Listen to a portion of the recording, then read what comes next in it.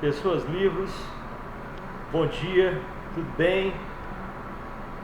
150 páginas, 153 páginas deste mundo perfeito. Hoje estamos aqui iniciando a terceira parte, fugindo. Mais ou menos do tempo que nós começamos a ler Este Mundo Perfeito, do Ira Levin, uma página por dia.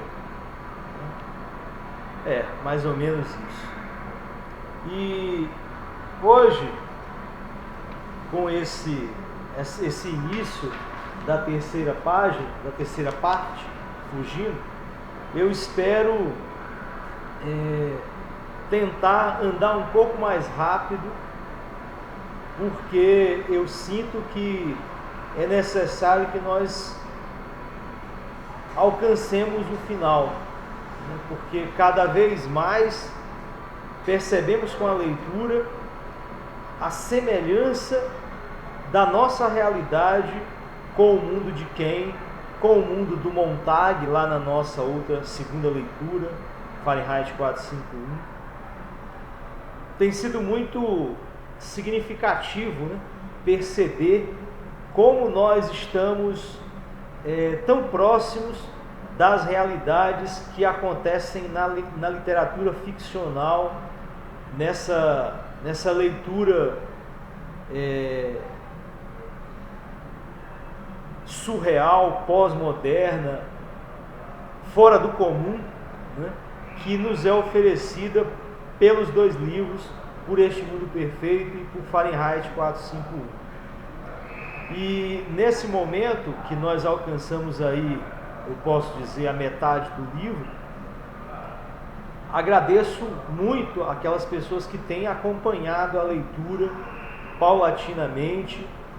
Torço que quem ainda não está acompanhando, acompanhe, né? Porque nós que estamos lendo, estamos percebendo, quando comparamos a leitura com o mundo em que vivemos, como tem sido importante excluir a leitura das nossas vidas para que os controles sociais, para que os controles que nos escravizam permaneçam constantes nas nossas vidas. Essa semana nós tivemos uma notícia triste, muito triste, o falecimento do ex-presidente do Uruguai, Pepe Mujica, que quando ele estava preso, né, isso vale lembrar, por 7 anos, né, dentro do tempo que ele ficou preso, 13, 14 anos, dos 7 anos, uma forma de tortura que colocaram à sua existência foi privá-lo da leitura, né? Então vejam como um homem que dedicou a sua vida a lutar pelas pessoas carentes, a lutar por uma sociedade mais justa, a distribuir os bens de sobrevivência humana àqueles que o rodeavam, né, foi torturado pela ausência de leitura. Então, se nós queremos fazer das nossas vidas uma atitude significativa frente às injustiças do mundo, né, nós precisamos colocar a leitura como ferramenta fundamental da nossa existência. E isso o Mujica fez a vida toda. E nós estamos aqui, né, tentando colocar a leitura como ponto de partida para a nossa luta pessoal, dia a dia, contra todos os tipos de injustiça, todos os tipos de desigualdade e na busca de uma sociedade mais igual, menos faminta, né, menos massacrante, menos escravizante. Infelizmente, né, não estamos agindo como Pepe Mujica, né, o que, na minha concepção infantil, é uma pena, né, ou seja, não estamos agindo numa prática mais rigorosa, mais radical, né, onde nós capturamos alimentos para distribuir às pessoas que não têm, onde nós aquinhoamos lucros para distribuir entre as pessoas que não possuem lucros materiais, mas nós estamos aqui, né? Não fazendo isso, mas alimentando a nossa capacidade de crítica, a nossa capacidade de reflexão, com as leituras de livros, com as leituras de poesia, com as leituras de mundo e com o pensamento filosófico. Então essa é a nossa luta. Vamos iniciar então a terceira parte do livro Este Mundo Perfeito, Fugindo, né? É o que o Ken começa a fazer agora. Ele que foi recapturado pelo mundo do Unicomp, né? Ele que foi tomado de volta pelo Unicomp, né? Agora vive do controle excessivo de químicas, faz os tratamentos semanalmente, não deixa faltar esses medicamentos para que se mantenha controlado, para que se mantenha ajustado ao perfil de pessoa que precisa existir no seu mundo, né? Então esse é o Ken que nós temos nessa nova parte de leitura. E aí o Ken, nesse momento, ele começa a ver que as cidades estão mudando, né? As cidades antigas, as velhas cidades, foram demolidas, foram destruídas e se construiu cidades com prédios mais altos, cidades com praças mais amplas, cidades com parques mais vastos, monotrilhos cujos carros andam numa velocidade incomum, né, numa velocidade extrema.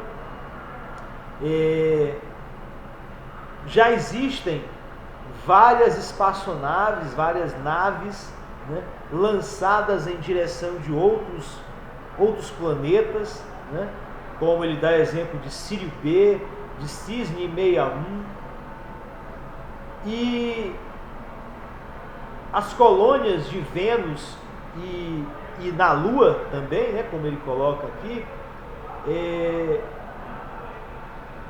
estão tendo postos avançados. Ele dá o exemplo de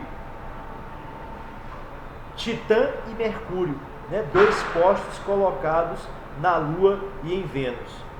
Ou seja, a sua sociedade avança, desenvolve-se freneticamente diante da tecnologia que possui, né?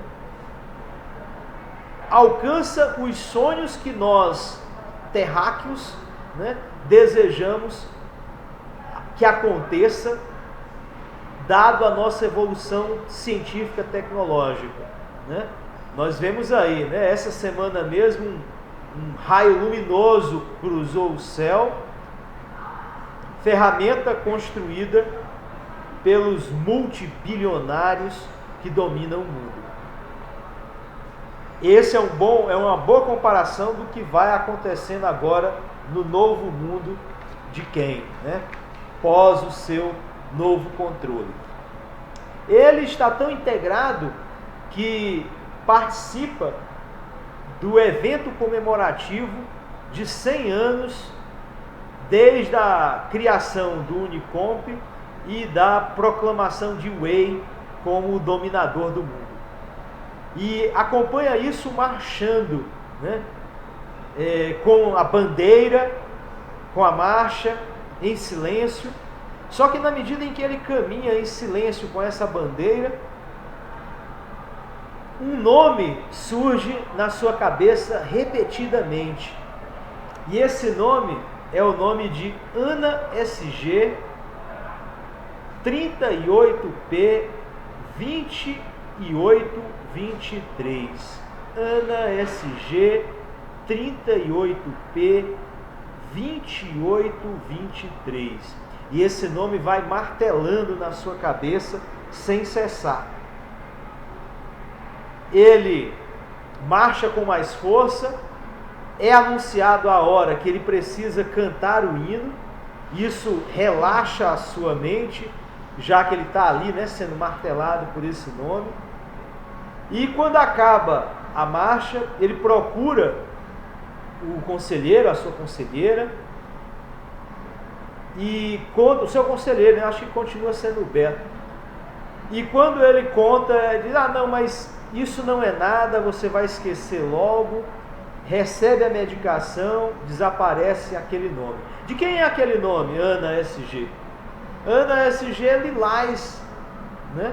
Lilás, que é a personagem que se torna fundamental na sua vida quando ele está consciente.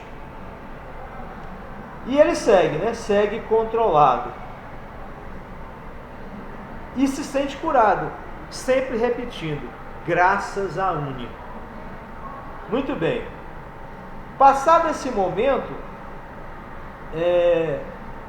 ele sai para passear com a sua nova namorada, alguns amigos, acho que 4 amigos de bicicleta, vão para um parque, levam bolos, refrigerante, e num dado momento, o seu copo de refrigerante que está ali próximo a ele está tentando falar, e no que ele fala, ele esbarra no copo de refrigerante, o copo derrama, os seus amigos recompõem o seu copo com refrigerante dos seus próprios copos, e ele olha em direção ao chão e há uma folha molhada de refrigerante espalhado na terra, e ele resolve pegar através da sobra do copo a folha que está ali molhada de refrigerante. E ele nota que havia uma pedra angular por baixo da folha. Essa pedra angular, que ela é acinzentada, brilhante, o resto dela, que está molhada pelo refrigerante, fica escuro, preto, do contato do refrigerante com a pedra acinzentada brilhante. E fica uma forma angular, pequena, semelhante à folha, seca, totalmente seca, permanecendo cinza brilhante. E ele olha aquela parte seca, brilhante, acinzentada no formato da folha, e aquela imagem fica replicando na sua cabeça. Mesmo ali, enturmado, entusiasmado, conversando, brincando, namorando, mas ele não esquece aquela imagem da folha brilhante, acinzentada no chão.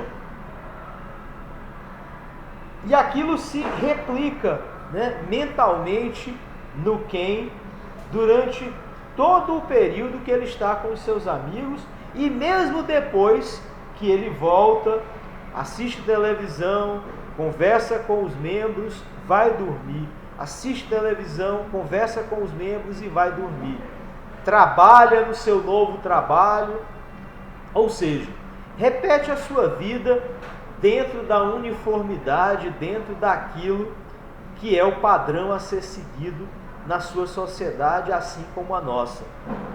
Vocês já perceberam, só um parêntese aqui, que eu de vez em quando olho para ali, porque novamente eu estou aqui lavando roupas, repetindo alguns padrões semanais do meu cotidiano. Então me desculpem, de vez em quando eu tenho que olhar por conta do tempo da máquina. Muito bem. E o Ken leva isso, né? Leva isso novamente para o seu conselheiro, porque ele se encontra desesperado, né, sobre a circunstância de sempre lembrar desse fato. Mesmo num dado momento no seu trabalho em que uma válvula sismógrafa distante a meio continente da sua plataforma de trabalho estronda e mata centenas de milhares de pessoas, leva outras centenas para os hospitais, causa um desgaste muito grande no lugar que ele trabalha. ele não esquece desse acontecimento da folha. E ele liga, né? Liga para o Cal, o seu conselheiro, dizendo que com todos os acontecimentos cotidianos do seu dia a dia, a folha acinzentada brilhante repete constantemente na sua mente que ele precisa de tratamento, ele quer esquecer essa folha acinzentada brilhante, não marcada pelo refrigerante que caiu durante o passeio com a sua namorada e os seus amigos. E aí, pessoal, o Cal diz: é possível você fazer o tratamento ainda hoje, na madrugada, mas você precisa ir para um centro médico chamado T24, que é um tanto quanto distante do lugar em que o Ken habita. E aí ele vai. Durante a sua espera, uma longa fila se propaga,